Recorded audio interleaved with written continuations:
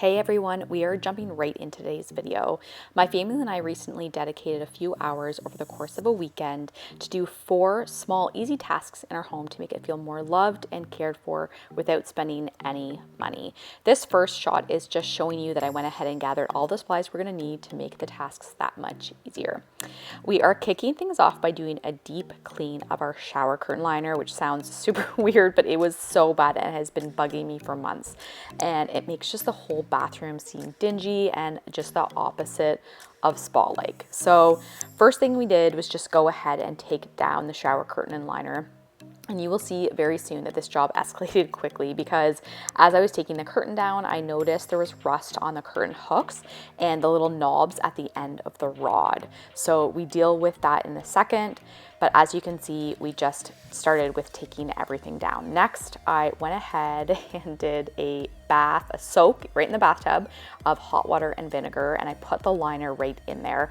Our liner is fabric and it technically is machine washable, but I read a bunch of different stuff about how to clean them, and I thought it might be most effective if I did a soak before I put it in the washing machine.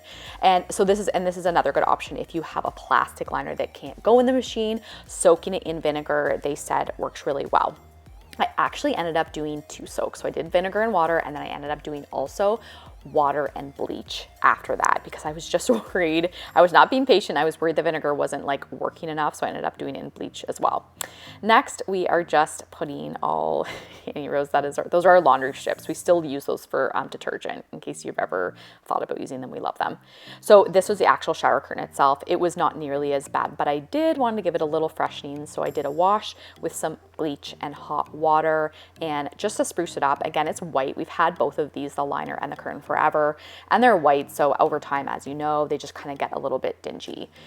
You'll see here too, it happened to be just by luck a sunny day. It was January when we did this, but it was sunny out. So I thought, you know what, I'm gonna put this out in the sun to dry just to give it that much more of like a bleach from the sun.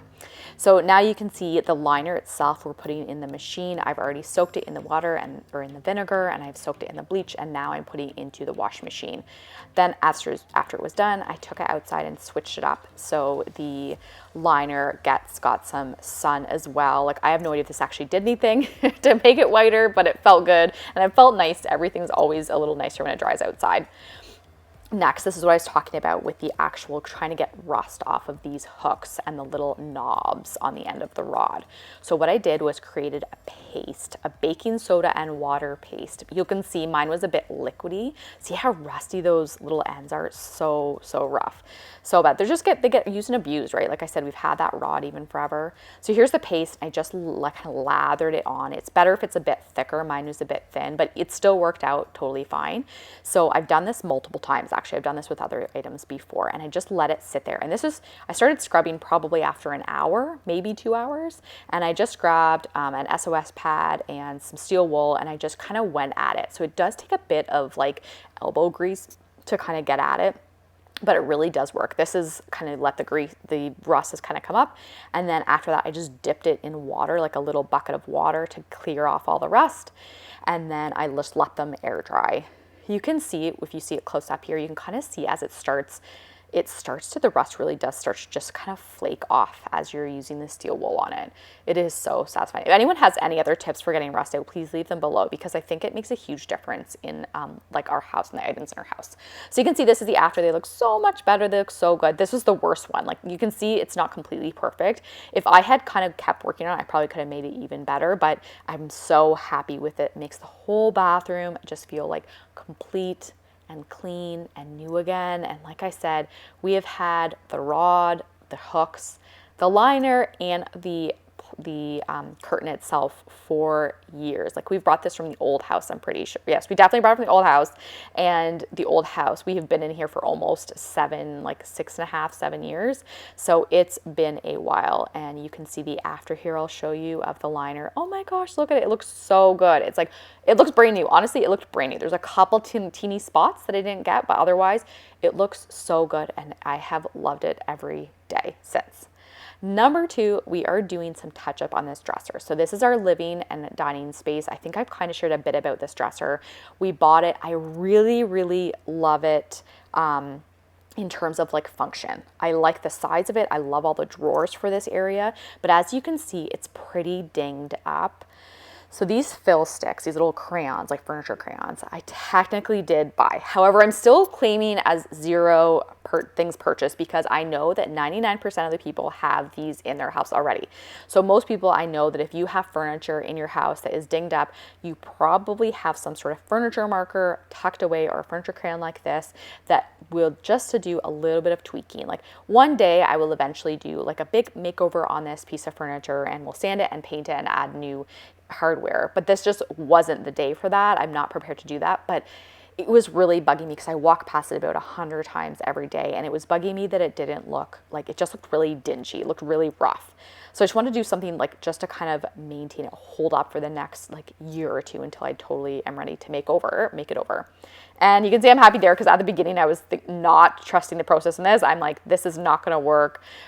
This looks terrible. But as soon as I wiped off the excess, like you fill it in and then there's kind of like little wax, right? And you wipe that off. And as soon as you wipe it off, you're like, oh yes, okay, I see this is working. I have done contentment challenge just like this in our house before a couple of times. I normally do them where I focus on one space, so like one room in the house, and just do a few little tweaks to make it feel like new again and just like extra love on it. But in this case, I just knew that we had a bunch of different little tasks that I wanted done, a bunch of different spaces and pieces of furniture, things that I wanted to kind of update a little bit.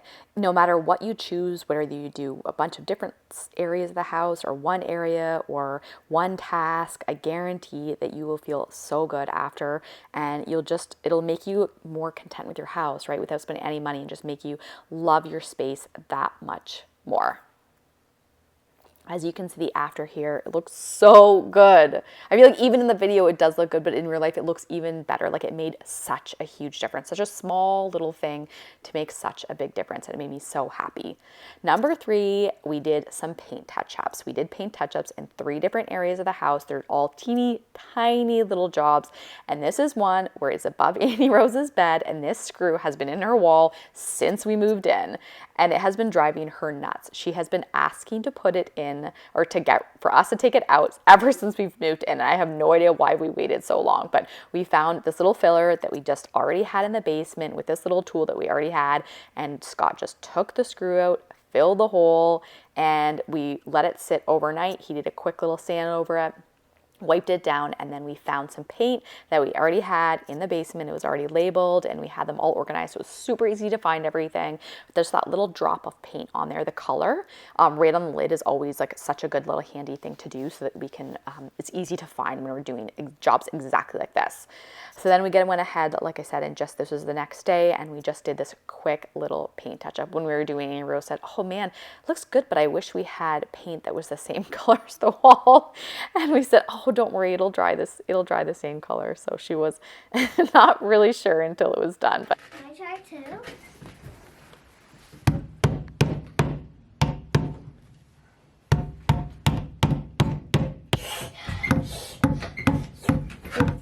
Hard. There you go. Yeah. Yeah. Guys, this second touch-up spot was from our baby gate. Our youngest child is almost 6 years old, and this was a hole that we got that has been in there since we had a baby gate at the top of those stairs. So it's been there a while. And this one also felt so good. You know how it's like sometimes you almost like stop seeing things? But soon as it was been filled, it's felt like just so, like it feels like your house feels fancy again. So again, just fill the hole. Scott has said that he needs to put a disclaimer in that he is not a professional at filling holes. So if you think that he didn't do like the right strategy, then just ignore that, because we just did what we needed to do to get it done. And then the kids helped to do some of the painting as well, which they really liked, and it was a good like kid entertainment, just like pounding the can closed. Easy entertainment for little ones. Next, we go into the third and final spot that we did a paint touch up. This is our main living area right underneath. Scott had done a bunch of electrical work down here to hide our cords probably at the time. And he had filled the holes, but we just never touched them up with paint. And I've been looking at this for like probably done this 4 or 5 years ago, and for some reason we just never got around to it. So we quickly did a quick sand, a quick wipe down, and then he touched it up with paint, and it looks So good. It looks so good. Every time I sit down since then to watch TV, I'm like, yes, complete, final. So let this be your inspiration or motivation that if you have little tiny jobs in your house that you've been looking at and staring at and thinking, oh, I should probably do that, it'll probably take way less time than you think, way less hassle, and it's just a matter of getting started, putting it on your agenda, making a commitment to it. Sure. Oh, this is so easy. Natural, eh? Yeah, it actually is. The final small but super satisfying task we did is replace the little pads, the felt pads underneath our chair legs. So if you have any wood furniture, you probably, or any chairs, I guess most of them probably use this, having these little felt pads under them. So this kitchen table and chairs, and same with our dining room as well, we replace them somewhat regularly. They get used and abused, and if they don't, as soon as the felt starts to wear off, the chairs like are scraping the floor, and you can hear them and feel it every time I move the chair, and it makes me crazy. So you can see on here, this one is still pretty good. So we left that one on, but you can see next there was one that was just barely hanging on by a thread. It was just like, basically at this point it was just a sticker. All the felt had come off of it. So we just peeled. Annie Rose does not approve. She says, that looks terrible. So we pulled that off, and all I did was cut it in the shape a circle and put it on. I consider this a zero spend activity because, again, I think 90% of households have these little felt pads somewhere in your house, in some toolbox or utility bin. And if you do have them, or if you need to get them, or you're looking to get them, I normally recommend getting just like those square or rectangular pads, and then just cut, because then you can cut them into whatever shape you need. So you can see here we're using them for chairs, but in a second we're going to use them on a different type of furniture. And so it's nice to have just this big kind of flat piece of felt that I can manipulate and cut into whatever shape we need. So her sweet little hands working away to make it, to line it up there, and she did it. And so we tucked all those chairs in. We didn't have to do all of the legs, but we just did a couple just to make it feel fresh again. And then we headed into our living room, and you can see we have a coffee table here that it actually, I had purchased this for a client project, but it didn't work in the space we were looking at. So I brought it home, and I thought, you know what, I'm going to see if this works in our living room. And it does, and we love it so much. However, the metal, like we used to have a rug in this area and we don't anymore. So these metal legs have just been scratching up our floor. And it's also, the table was also like a little bit tippy. So I thought I would also use this as like a riser on one side to make it kind of even, so it is not tippy at all when we have our coffee and the kids are coloring on it and that kind of thing. So as you can see, again, just cutting shapes with that big kind of flat piece of felt that I have. And Annie Rose is peeling them back and adding them onto the feet of this table, and it made such a huge difference. And again, this tiny little task make our home feel that much nicer to be in. So I hope this video has inspired you and it motivates you to just add an extra little love to your house without it having to be this huge, big thing and a big investment and spend a ton of money. You don't necessarily need to renovate your entire kitchen to make your house feel more cozy and more of a home. You just need a few little things, some extra time, some extra love, and a little bit of a commitment to getting there. And I promise you will, and I promise you that you will love it. So if you like this video, please like and subscribe. Thank you so much for watching. Thank you for being here, and I will see you next week.